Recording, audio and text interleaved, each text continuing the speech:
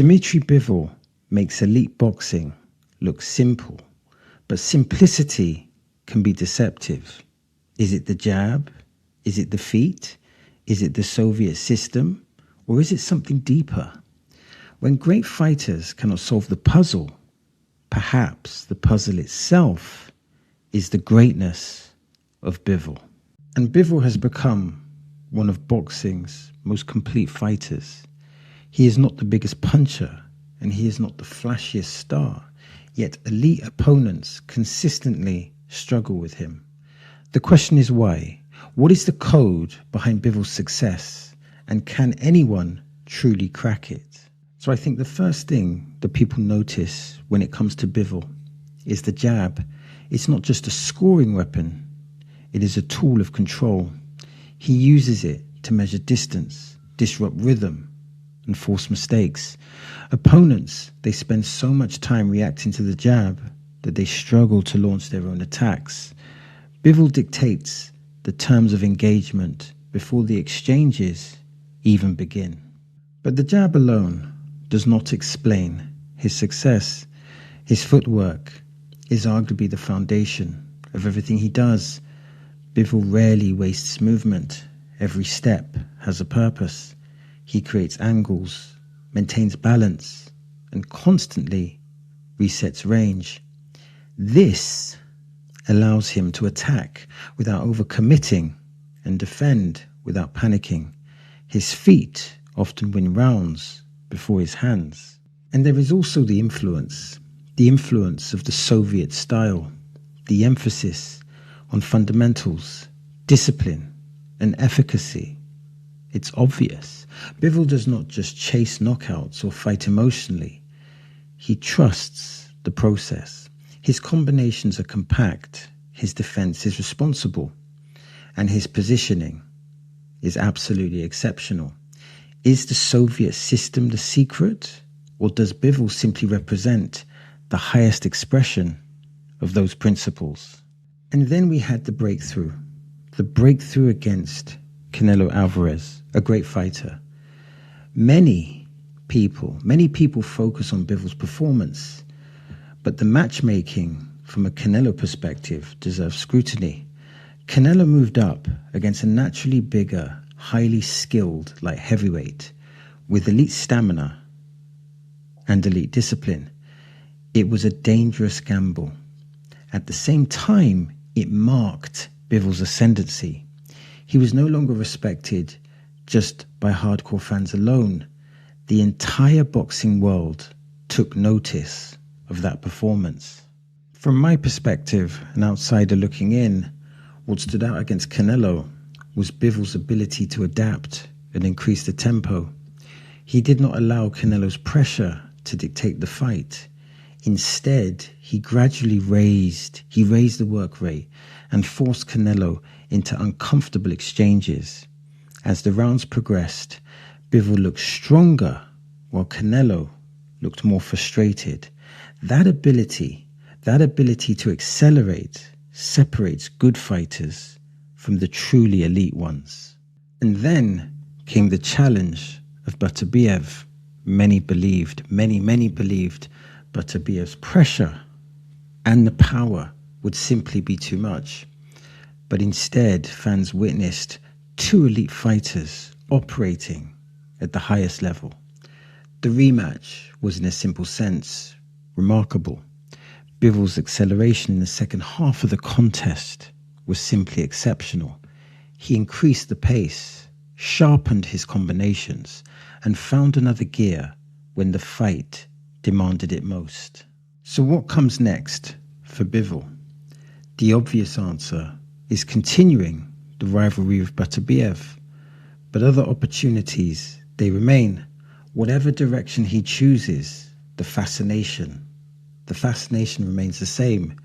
Is his greatness built on the jab, the feet, the Soviet style, or the adaptability?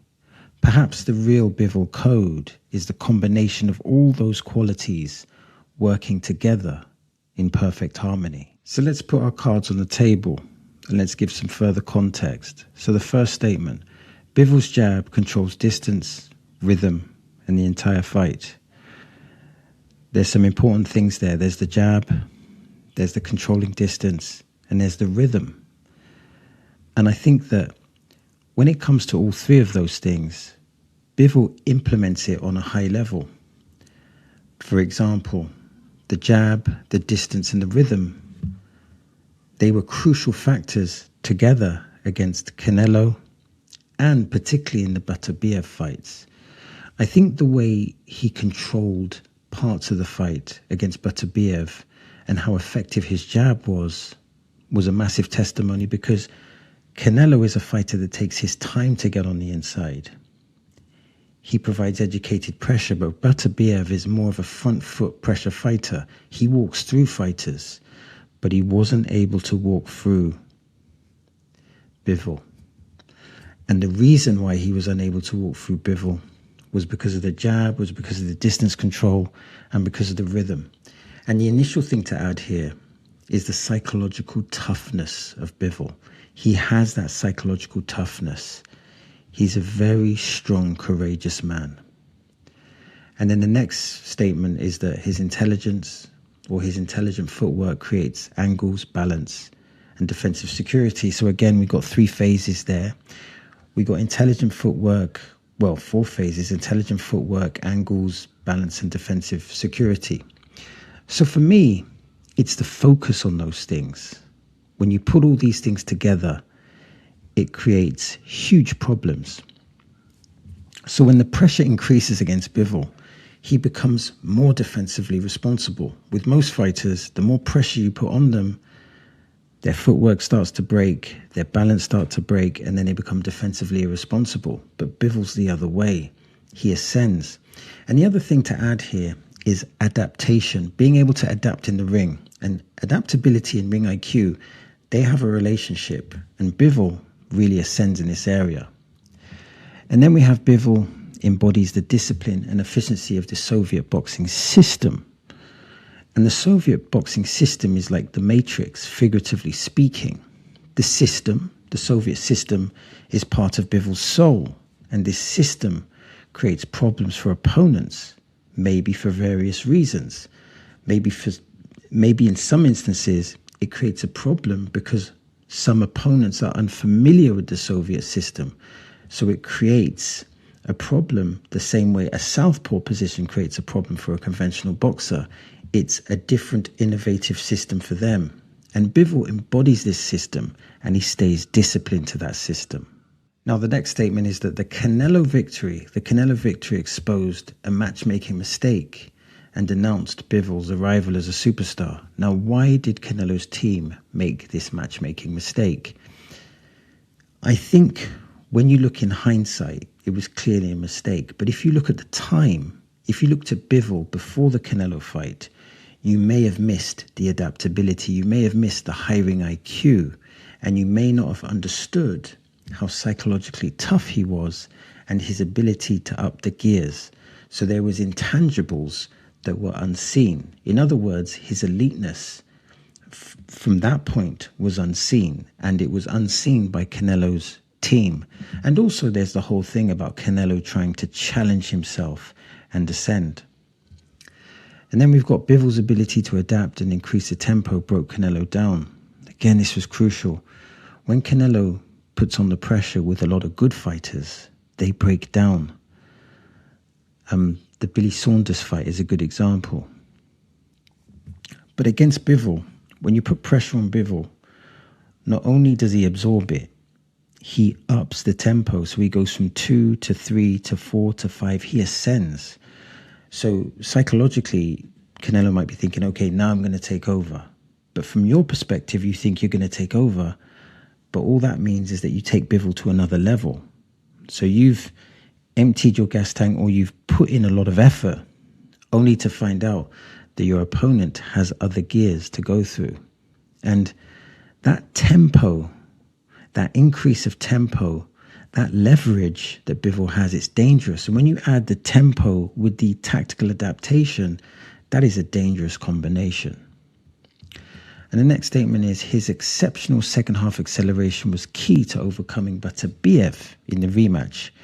Indeed, if you watch that in real time, as I did, it looked like Beterbiev was taking control of the fight because he had a quicker start.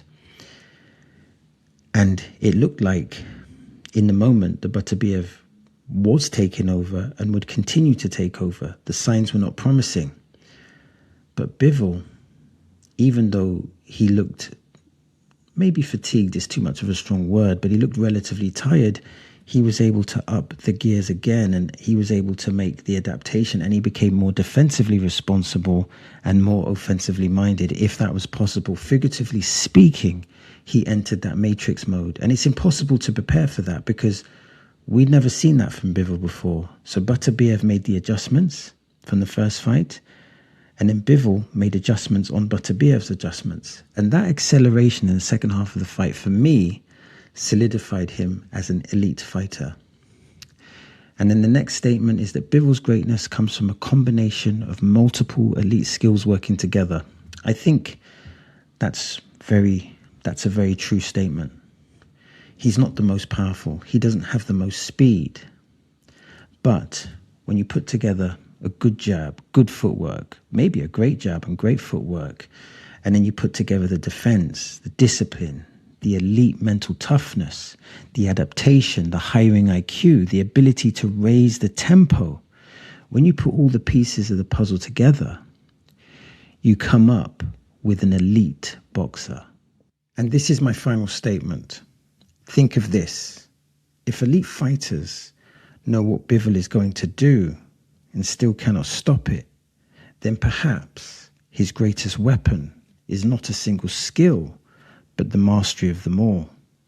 The real Bivol code may simply be the ability to perform boxing fundamentals at a level that very few fighters in history can match.